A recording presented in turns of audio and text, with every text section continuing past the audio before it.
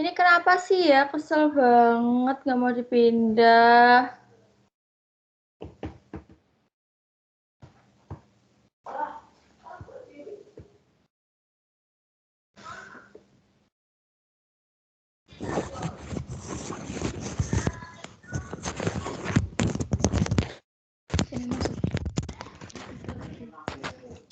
Apa cara ngomongnya?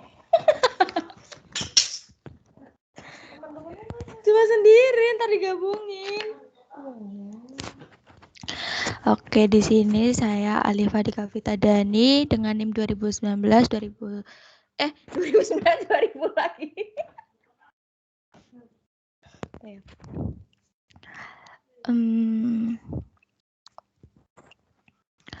Di sini saya akan melanjutkan presentasi dari Anissa.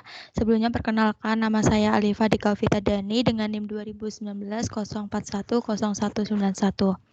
Di sini saya akan melanjutkan tentang pilar dari Bank Mandiri, yaitu yang kedua ada pilar sustainable operation, yang mana Bank Mandiri menerapkan green office. Nah, green office yang dilakukan oleh Bank Mandiri ini ada penggantian lampu kantor, perawatan AC, instalasi pengolahan limbah, di mana green office ini berdampak dalam penurunan konsumsi sebesar 5,9%. Program ini dapat dilaksanakan di tengah pandemi COVID di tahun 2020, meskipun sering banyak ada kendala karena penerapan PSBB di berbagai kota di Indonesia. Nah, penerapan green office ini diarahkan oleh manajemen untuk menerapkan less paper, less plastic, less energy consumption, dan waste recycle. Selanjutnya yaitu ada pilar sustainability, CSR, dan financial inclusion. Yang pertama itu ada corporate social dan responsibility, di mana untuk memenuhi kebutuhan konsep pembangunan yang fokus terhadap masyarakat dan lingkungan. Nah, Bank Mandiri mempunyai 17 goals, di mana 9 sudah terlaksana dalam memenuhi program CSR. Nah, salah satu goals-nya yaitu program Mandiri Sahabatku, di mana Mandiri Sahabatku ini mengembangkan pekerja migran Indonesia untuk menjadi entrepreneurship.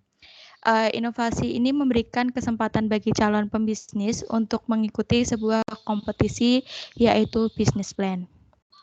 Selanjutnya itu ada financial inclusion, di mana Bank Mandiri menerapkan branchless banking untuk memperkenalkan produk retail kepada unbanking dan menyalurkan kredit usaha mikro di wilayah tertentu. Program ini merupakan program gabungan kelompok dari Tani dan Women Empowerment. Di sini RAKB mempunyai visi dan misi, di mana visi dari RAKB Bank Mandiri yaitu to be your preferred financial partner. Nah, dari misinya itu ada essentially integrate our financial product and service into our customer, di mana dalam membangun visi dan misi Bank Mandiri menerapkan operasi dan tata kelola perusahaan yang baik berkontribusi terhadap pertumbuhan berkelanjutan dengan mempertimbangkan aspek ekonomi, lingkungan, dan sosial.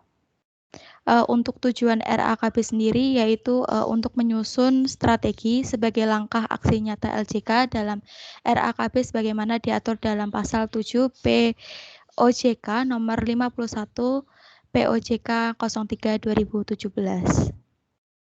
Nah, di sini ada tanggung jawab ESG yang dimana yang pertama itu untuk merancang rencana aksi pada kebijakan pembiayaan dan investasi. Yang kedua ada melakukan pembaruan dan mereview implementasi RKKB terkait aktivitas pengelolaan resiko ESG yang terkait dalam kegiatan perbankan dan rangka meningkatkan ketahanan portofolio yang ditangani oleh unit pengelola portofolio kredit. Yang ketiga ada memantau dan melaporkan kemajuan implementasi rencana aksi berdasarkan indikator yang telah ditentukan, seperti perencanaan kapasitas, status proyek, percontohan presentase. Ini merupakan keberhasilan penyaringan nasabah, dan sebagainya.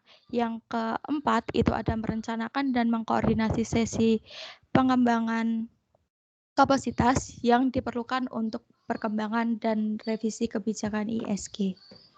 Selanjutnya, pilar sustainable banking itu ada 2.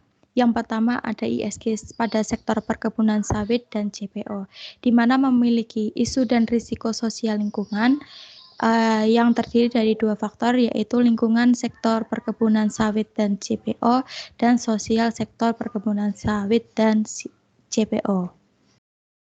Pada isu lingkungan sektor perkebunan sawit dan CPO, ini ada beberapa indikator. Ya, pertama, perusakan hutan hujan karena peningkatan kebutuhan minyak sawit. Yang kedua, ada hilangnya keanekaragaman hayati dan meningkatkan risiko kepunahan spesies yang dilindungi. Yang ketiga, ada peningkatan emisi gas rumah kaca karena pembakaran bahan bakar fosil dan transportasi. Yang keempat, ada degradasi lahan gambut melalui pengeringan sehingga menyebabkan emisi metana ke atmosfer dan meningkatkan risiko kebakaran dan banjir. Yang kedua ada isu sosial di sektor perkebunan sawit dan CPO, di mana ada beberapa indikator, yaitu hak atas tanah, penggunaan lahan, dan pembebasan lahan. Yang kedua ada terdapat konflik dengan penduduk asli dan komunitas lokal daerah. Yang ketiga ada penurunan produktivitas petani kecil akibat keterlambatan penggunaan teknologi yang up to date. Yang keempat ada pelanggaran hak asasi manusia termasuk pekerja paksa dan pekerja anak.